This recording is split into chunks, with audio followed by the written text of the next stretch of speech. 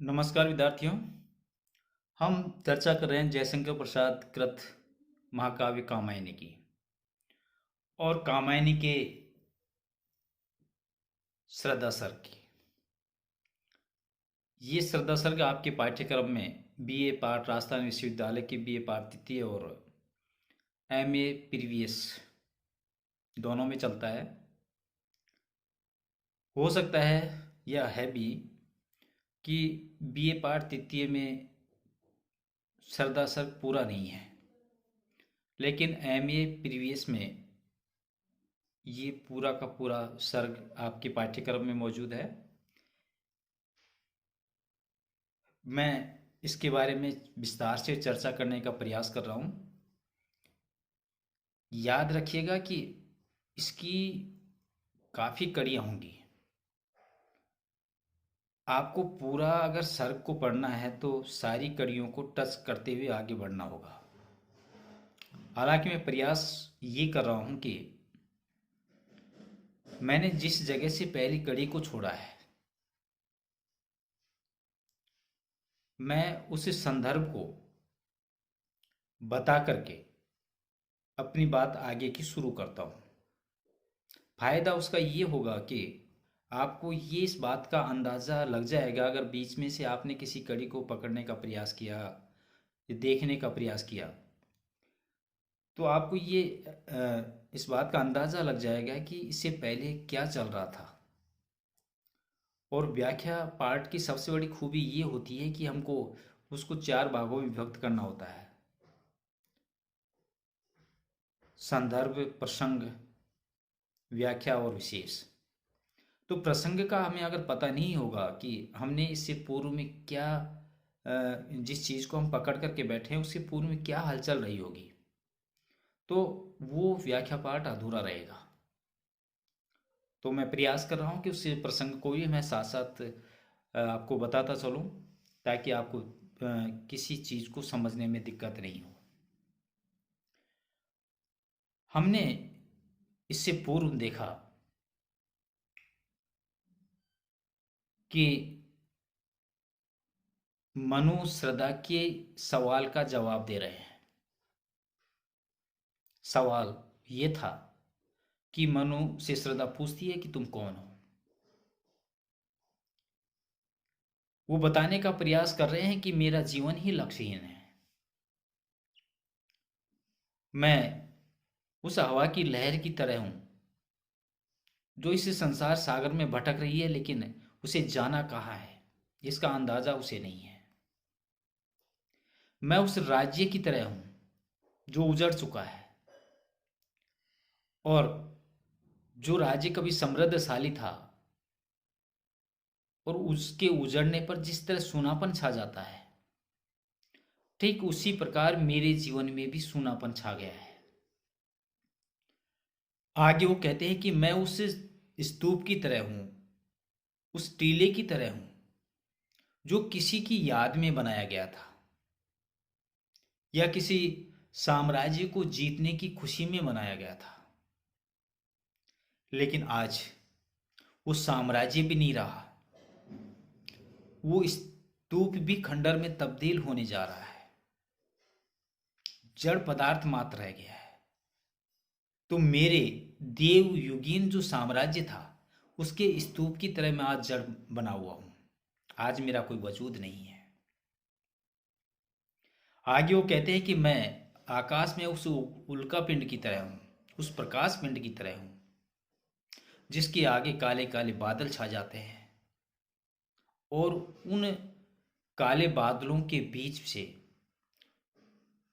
उस उल्का पिंड की, उस प्रकाश पिंड की एक धुंधली सी आभा परछाई नजर आती है। वो मेरा अतीत था जो सब कुछ खत्म हो गया है, नष्ट हो गया है। इस तरह अनेक प्रकार से समझाने का प्रयास मनु श्रद्धा को अपने जीवन के बारे में बताते हैं। अब आगे, कौन हो तुम बसंत के दूत, वीरस पतझड़ में अति सुकुमार, घन तिमिर में चपला की रेख, तपन में शीतल मंद बयार। मनु अपने जीवन के बारे में सब कुछ, जो उधेड़ बूंद था उसके अंदर चल रहा था, जो उलझन थी, वो श्रद्धा को बताते हैं। अब वो श्रद्धा से आगे कहते हैं, वो खुद श्रद्धा के बारे में जानने का प्रयास करते हैं। कठिन शब्द में देख लीजिए, वसंत के दूत, सुख की संभावनाएं बंधाने वाले, वीरस पतझड़, नीरस सूने जीवन, और तपन ग्रीष्मकाल। कौन हो तुम वसंत के दूत, वीरस पतझड़ में अति सुकुमार। मनु श्रद्धा से कहते हैं कि ये सब कुछ तो हुआ, मेरे जीवन में जो हलचल हुई वो सब कुछ तो हुआ, परंतु पतझड़ में बसंत के आगमन के समान मेरे इसे सूने और नीरस जीवन में सुख की संभावना बंधाने वाले कौन हो? आप कौन हो? मनु के मन की स्थिति ये थी कि उसे भविष्य धुंधला नजर आ रहा था। अतीत उसका खो चुका था। उस अतीत में जो सुंदर यादें थीं, भोग विलासता की जो यादें थी, वो यादें भी धीरे धीरे धुंधली होती जा रही थी, और अतीत में उसे जीने का कोई सहारा नजर नहीं आ रहा था। ऐसे में श्रद्धा ने जब आकर के उनसे पूछा कि ये महाशय तुम कौन हो, उसके मन में जीने की लालसा उत्पन्न हुई। उन्होंने उस आवाज का पीछा किया। उस आवाज का पीछा करके जब श्रद्धा को देखा तो मन में एक उमंग का वातावरण बना, एक खुशी का वातावरण उनके हृदय के अंदर जागृत हुआ। अपनी सारे कष्ट की बातों को बता करके मनु श्रद्धा से निवेदन करते हैं, पूछते हैं कि मेरा जीवन तो पतझड़ के समान हो गया था, सब कुछ नष्ट हो गया था। ऐसे पतझड़ रूपी मेरे जीवन में बसंत के समान आकर के मेरे जीवन में सुख की संभावना बढ़ाने वाले, हे सुकुमार प्राणी, तुम कौन हो? घन तिमिर में चपला की रेख, जैसे चारों तरफ गहरा अंधकार छा जाता है, हाथ से हाथ दिखाई नहीं देता, कुछ भी दिखाई नहीं देता, दूर दूर तक अंधकार ही अंधकार नजर आता है। और उस अंधकार में कहीं दूर आकाश में बिजली कड़कती है, चमकती है, प्रकाश दिखाई देता है। उसी प्रकार तुम भी मेरे इस निराशा रूपी अंधकार में जीवन में उस चमकने वाली बिजली के समान आशा का संचार करने वाली, आशा की क्रांति फैलाने वाली, हे युवती, तुम कौन हो? घन तिमिर में चपला सी रेख, तपन में शीतल बंद प्यार, और तुम्हें देख करके वैसी ही शांति मिलती है जैसे जेठ की दोपहरी में जब चारों तरफ तफन ही तफन का वातावरण है, गर्मी, बेशुमार गर्मी पड़ रही है, लू चल रही है, और ऐसे गर्मी के माहौल में, मौसम में दूर सुदूर से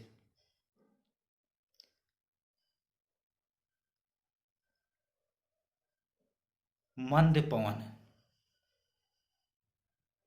ठंडी पवन चलती हुई आती है, उसकी लहर आती है तो शरीर को शीतलता प्रदान करती है। ठीक उसी प्रकार मेरा जीवन तो तपन से भरा हुआ था, उस गर्मी के मौसम के समान था, जिस गर्मी में सब कुछ जल करके नष्ट हो रहा था या होने वाला था। कुछ भी आशा मेरे जीवन में बची हुई नहीं थी।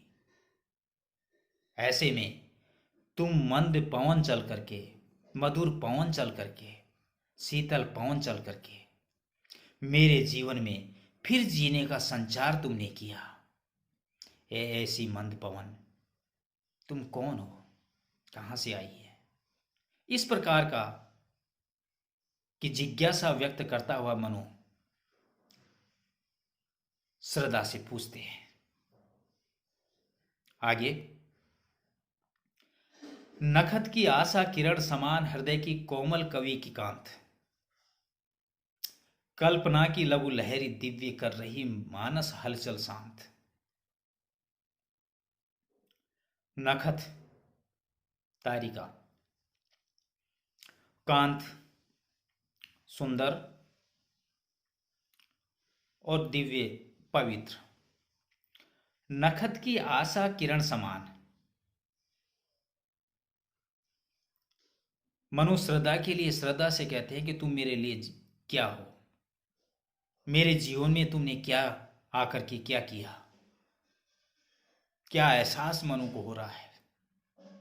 उन भावों को व्यक्त करते हुए वो श्रद्धा से कहते हैं कि नखत की आशा किरण समान, कि मेरे लिए तुम तारिका के समान, तारे के समान उज्जवल आशा की किरण हो।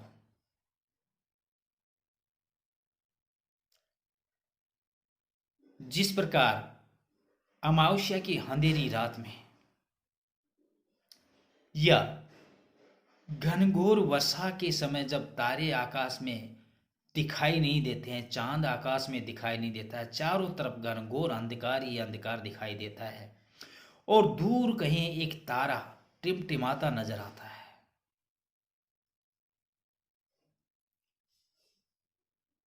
मनु श्रद्धा से कहते हैं कि तुम उस दूर चमकने वाली उस तारिका की टिमटिमाहट हो मेरे लिए जिस प्रकार वो क्षीण प्रकाश उस तारिका के रूप में दिखाई देता है, उसी प्रकार तुम भी मेरे जीवन में एक आशा की किरण बन करके आई हो। हृदय की कोमल कवि की कांत, तुम्हारे दर्शन से, तुम्हारे आने से मेरे मन में उठने वाली हलचल शांत हो गई है। अब तक मनु अपने आप को अकेला महसूस कर रहा था, जीवन घोर निराशा में जिसे नजर आ रहा था, जीवन में उसका भविष्य क्या है वो उसके समझ में नहीं आ रहा था, उसे क्या करना है, कैसे अपने जीवन को काटना है, वो उसी उलझन में उलझा हुआ था। लेकिन श्रद्धा के आने से उसके मन की जो हलचल है वो सारी की सारी शांत हो जाती है। कल्पना की लघु लहरी दिव्य कर रही मानस हलचल शांत। जिस प्रकार किसी कोमल हृदय कवि के मन में किसी सुंदर पवित्र कल्पना की एक छोटी सी लहर उठने से,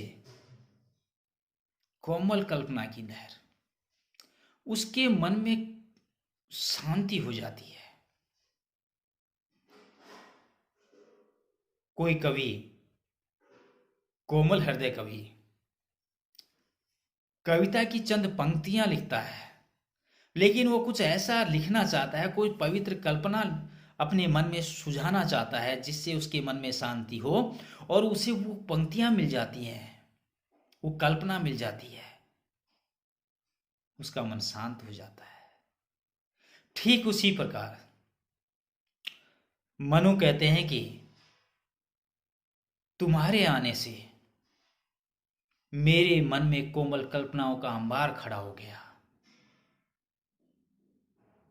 जिस जीवन की उलझन में, हलचल में मैं उलझा हुआ था, मैंने अपने आप को सुलझा लिया।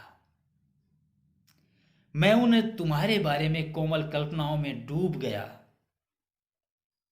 मेरे हृदय को शांति मिल गई, मेरा मन आनंद की कल्पनाओं में जीने के लिए आतुर होने लगा। ऐसे में हे नवयुवती, तुम कौन हो, कहां से आई हो, कृपया कृपा करके अपना परिचय मुझे दें। इस प्रकार के सवाल की आशा उम्मीद लगा करके मनु श्रद्धा की तरफ, उनके सुंदर और कोमल चेहरे की तरफ एकटक देखने लगे। इस कड़ी में आज इतना ही। अगली कड़ी में इसके आगे की हम चर्चा करेंगे। तब तक नमस्कार।